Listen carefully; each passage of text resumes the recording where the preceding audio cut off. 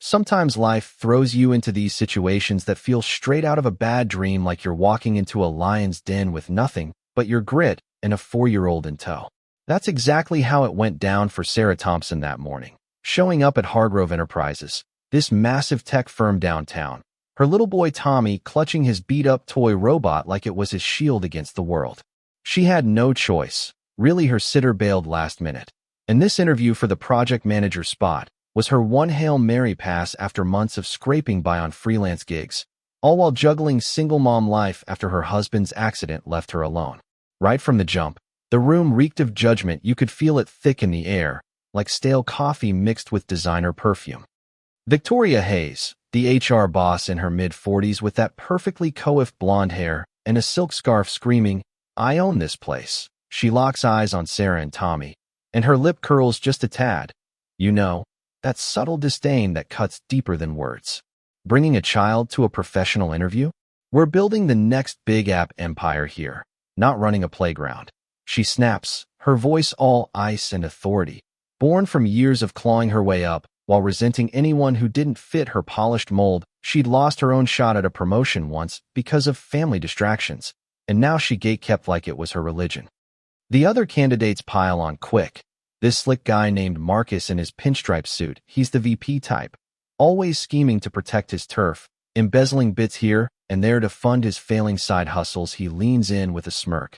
"Come on, sweetheart. High-stakes world like this? You'd crack under the pressure, what with the kiddo and all." And then there's Lila, the ambitious consultant with her diamond earrings glinting under the fluorescent lights. She chimes in all faux sweet. "Do you even have an Ivy League degree? Or is this more of a hard knocks kind of resume?" Her words dripping with that jealousy from her own childless climb, seeing Sarah as a threat to the no distractions club she'd built her career on. Sarah, though, man, her heart's pounding, but she holds Tommy a little closer, feeling his warm little hand in hers, that reminder of why she's fighting so hard, why she can't just walk away. She's in her simple navy blazer, edges a bit worn from too many washes, no makeup, just raw determination in her eyes, and she meets their stares head-on, her voice steady, but with that quiet fire. "I'm here to talk skills, not childcare mishaps. I've managed teams remotely while raising him solo, turned failing projects around on shoestring budgets." But they keep coming at her. Derek, the loudmouth junior exec, laughing outright. Thrift store vibes in the boardroom? This ain't mommy and me hour. His mockery rooted in his own insecurity, always needing to be the alpha to mask his daddy issues. The room buzzes with their whispers and chuckles. Tommy drops his robot with a clatter, and Victoria slams her hand down. "Control that child, or you're out." And Sarah bends to pick it up, whispering to him, "It's okay, buddy. Mommy's got this." Her fingers trembling just a touch, but her resolve hardening like steel, because this isn't just about a job. It's about proving to herself she isn't the failed mom her ex's family labeled her after the split. And then boom, the door swings open, and in walks Nathan Hargrove himself, the CEO, tall guy in his late 40s with salt and pepper hair and eyes that have seen too much loss. His wife gone years ago, leaving him to solo parent his daughter. He freezes when Tommy pipes up, all innocent and wide-eyed. "You look like the guy in Mommy's old photo." And the air just sucks out of the room. Victoria's face paling, because she knows Nathan's got a soft spot for underdogs, having fought his own battles against the bored snobs back in the day. Nathan's gaze sharpens. "Why's this interview wrapping up without my say-so?"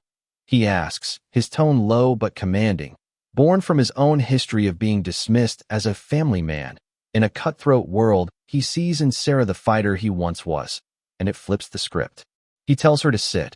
"Pitch me your vision for our next rollout." And Sarah, heart racing but drawing from those late nights brainstorming while Tommy slept, she lays it out: a user-centric app strategy focused on real-life chaos. Families juggling work and kids, making tech feel human, not cold and corporate. The room's tense, Lila whispering snidely. "Cute ideas. But what does a mom know about scaling global?" Her barb from fearing Sarah's authenticity might expose her own shallow pitches, but Sarah counters smooth. "Markets are people, not spreadsheets. I've balanced budgets and bedtime stories. I get priorities." Nathan's eyes light up, a flicker of that rare smile, especially when Tommy chimes in softly. "Mommy thought of that while making my soup when I was sick." and Nathan nods. Real inspiration, that's what we've been missing. From there, it spirals. Sarah waits in the hall with Tommy. Overhearing the board's venom, Victoria arguing. Hiring her tanks our image. We're elite, not a sob story charity. Her fear of losing control fueling the pushback. Marcus muttering about his better picks to cover his shady deals. Whispers from passers-by sting a receptionist eyeing her shoes. Aiming too high. Poor thing, but a kind janitor pauses. You've got heart they lack, kiddo, giving her that tiny boost. Days later, the backlash hits hard. Anonymous leaks to the press. Headlines screaming CEO's pity hire threatens Hargrove future. Neighbors gossiping over fences. That boy's a burden. What can she really do? Even at Tommy's daycare, a mom named Karen sneers loud. Using the kid as a prop? Disgraceful.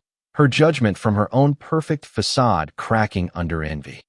Sarah's phone blows up with hate, but she stares at that faded photo in her bag, her late husband, eerily like Nathan in jawline and eyes tracing it for strength, whispering to Tommy, some folks don't get us, but we push on.